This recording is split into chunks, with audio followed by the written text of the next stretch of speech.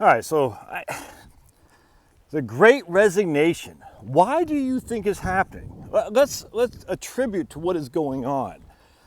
I just read an article that Sniffy Joe is going to bring high-speed internet. It's not Sniffy Joe himself, but he's going to bring high-speed internet to places that don't have it.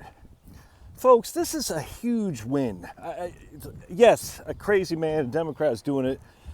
It's a huge, huge win. Do we want the government doing everything? Of course not. Of course, the government isn't actually bringing high-speed internet.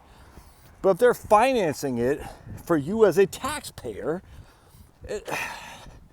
this opens up opportunity that previously did not exist, especially in more rural communities. Part two is, why is the Great Resignation happening? Because of Obamacare. Look, I didn't support Obama. The guy's a clown, we all know that. Reverend Wright is a racist fool. Bill Ayers, a racist fool. Bill Ayers is white, but Bill Ayers is a terrorist, and yet he's still walking around the campuses at the University of Chicago where he palled with Obama. These aren't good people. However, sometimes bad people can get things done that benefits people. And Obamacare has freed up many of us to pursue something else other than a crappy old job. And I've said this before, thanks Obama. Against all Republican pushback, me too, because I said this is going to destroy the private insurance market, and it did. It did exactly as observed. Thus, the only game in town anymore is Obamacare. It destroyed the private insurance market for people under the age of 65. 100%. Unfortunately, the private insurance market was being destroyed anyway. You can say Kennedy Kassebaum in 1995. You can say all the regulations going back longer and longer. The AMA selling their souls for government money. The hospitals taking over everything. I mean, there's a million things you could blame. The facts are the health insurance market was a hurting unit, still is, but it wasn't serving a significant amount of people. Now, the majority were being served just fine through their employer. That's the problem. You had to be at your employer to get that insurance that you enjoyed, or at least were satisfied with. You left your employer, you had nothing. So it's basically the golden handcuff thing. Hey, this is what happened when Medicare came, well, not Medicare, in World War II, I should say. When they had wage and price control, so unions started offering as a benefit to join their labor union, health insurance, gold-plated health insurance plans, which led to the employer taking over health insurance and whatnot. Now, do I trust the medical establishment? No, not as far as I can kick them. Is the medical establishment bad as a whole? Tons of people in the medical establishment are freaking awesome. Do I trust the American Medical Association? Hell no. Actually, it's funny, I was reading something the other day about the American History Association. I forgot the guy's name who founded it. A big lion piece of S. I'm drawing a blank what the dude's name was. Just a liar who founded the American Historical Association. Literally just lies.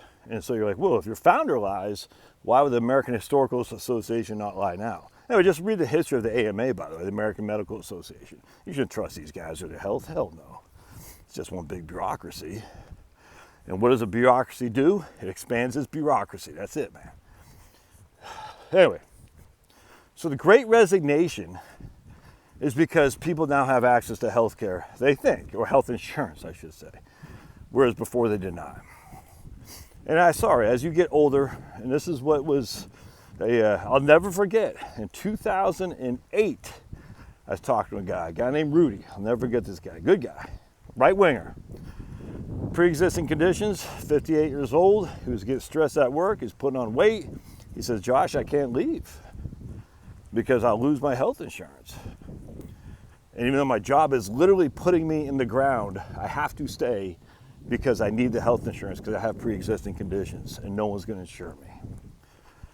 He said, I'm actually willing to vote for the Democrats. Even though this guy was a Christian, pro-Second Amendment, pro-lifer, he goes, I'm willing to vote for the Democrats if they do something with health insurance. And they did. It destroyed the remnants of the private market. But a guy like Rudy, who had pre-existing conditions, he was able to get, now obviously it took 10 years, so by the time Obamacare kind of solidified, he was, and of course Obamacare didn't even pass until 2010, but he was well on his way to Medicare anyway. So now you're sitting there saying, I'm in a crappy old job, I hate this, it's literally killing me. I'm leaving, I'll go on Obamacare. No pre-existing conditions, I actually have coverage. Now the question, of course, it always comes, health insurance doesn't mean health care. I just cannot stress that enough. Just because you have coverage doesn't mean you actually have quality care by quality doctors and nurse practitioners and RNs and CNAs and all that. It just means you have an insurance to pay some of the fees if catastrophic and whatnot, which is not a bad thing. I'm just saying, don't equate health insurance with actual good health care. Good health care is going to start in your own head, by the way. We all know this. But if you need to go to a doc, I got my colonoscopy. I have no idea how much that costs because health insurance kicks in. I mean, it's the way of the nature of the beast, man. There's no pricing mechanism to determine who's cheaper. It's the insurance has been so ruined because of public-private partnerships that it's never going back. It will ultimately be a single payer. It'll ultimately be rationed. It kind of is already rationed, and it kind of is already a single payer. It's a pure fascist state of health insurance. No other way around that. But with that said, Obamacare, poor health options are better than none. If you're 59 years old, you got pre-existing conditions, the only insurance you can get is through work. And you're like, my job is literally grinding me. Now you have an option.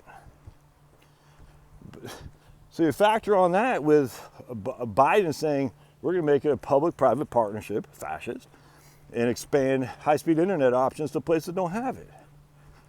And by the way, most of these places didn't vote for him because the rural areas, especially rural white areas, overwhelmingly go for Trump. Now, rural black areas, the Delta and whatnot, overwhelmingly go for Biden. But again, hard to imagine that.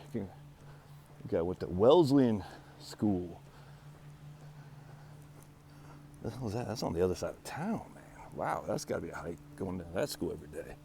Anyway, the overwhelming majority, though, are going to be people who benefit from Biden's high-speed internet access. Again, if this ever comes, will be rural. Mostly Trump voters. I'll take it. Does that mean Biden's good? A net good? No. No. Does that mean Trump was a net bad? No. And the reason I say Trump, because a lot of people say on the left will say, he did some good things. Not much, but he did some. I say, yeah, exactly. So you give these guys credit when they have. Does that mean I'm a Democrat? No, come on. People like to say, you're a liberal, dude. You believe in Keynesian economics. You believe in this. I'm like, no. More and more I'm becoming like my mom, the old Irish, which was a socially conservative, economically populist perspective.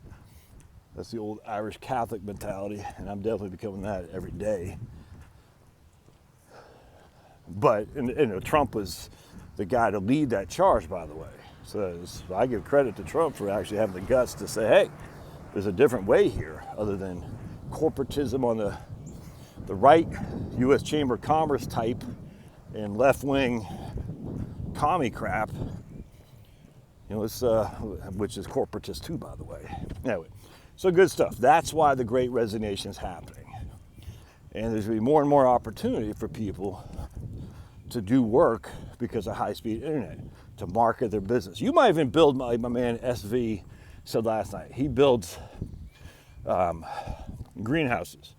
The internet in of itself isn't going to build a greenhouse. But with high-speed internet, you might be able to market your business better. You know what I'm saying? It's that way people in towns not near you can find you and contact you for your services. And there's just so much positivity about that. All right, love your thoughts. We'll see you.